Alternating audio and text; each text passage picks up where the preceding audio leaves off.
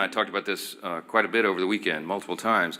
The president is desperate for SNAP benefits to flow to the American citizens who desperately rely upon it. He has bent over backwards, as you know, to get the troops paid, to keep WIC funding going. He's found creative solutions. The SNAP situation, as Secretary Rollins and I explained at the press conference on Friday, has legal impediments to that. It was understood, and we got legal advice, and it made sense to me that the contingency fund in SNAP could not be used unless the underlying funds were flowing.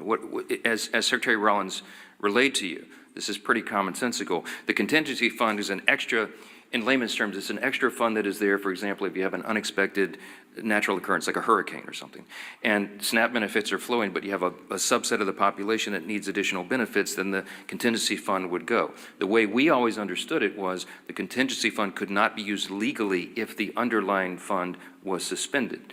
And that's what's happened in the CR. The Democrats voted to stop SNAP payments. So you have two courts, two liberal courts, Obama judges, as I understand it, who said, no, that's not right, get them paid. Well, it's more complicated than that, because as you know, it cost over $9 billion to fund SNAP for a month, and we only have, I think it's $5.2 billion in the contingency fund. So you have a big shortfall.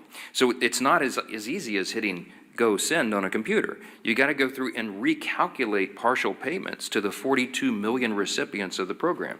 That puts a huge burden on states and on the feds to try to figure that out in short order. So what the president said logically was, okay, Your Honor, if you're saying we can do it, I'll go for that, because I want SNAP to go to the people. It's the Democrats that stopped it, not us. So tell me how to do it.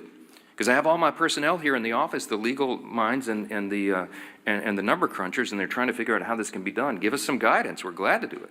So that's where we are at this impasse right now.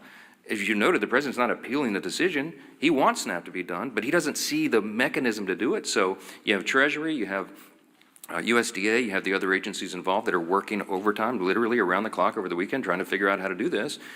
But everybody needs to know it's not the full amount, assuming they could get this done and processed. The court acknowledged, thanks to the president, for saying that they wanted to do it. Everybody's on the same page here. We just don't know how. It's unprecedented. This has never happened before. In this way. And so we're hopeful. But I would just say this, Lupin